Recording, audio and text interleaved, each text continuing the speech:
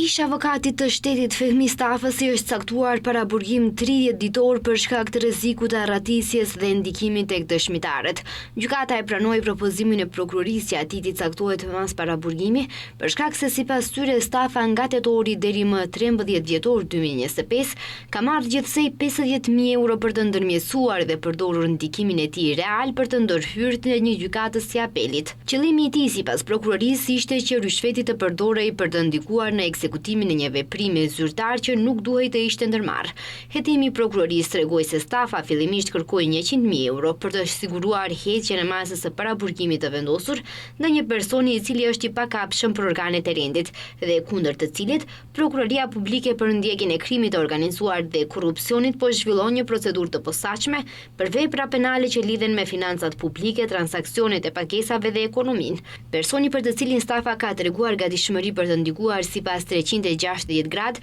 është Lupço Pecov djalli, i akuzuar në rastin Zinxhir, ndërsa Stafa është avokat mbrojtës i tij në këtë rast. Stafa si avokat i tij para disa muajsh kishte paraqitur kërkesë për zëvendësim të masës së paraburgimit me paraburgim shtëpiak, në mungesë të Pecov për çka ishte ofruar edhe garanci. Përndryshe, ky i akuzuar është në arrati.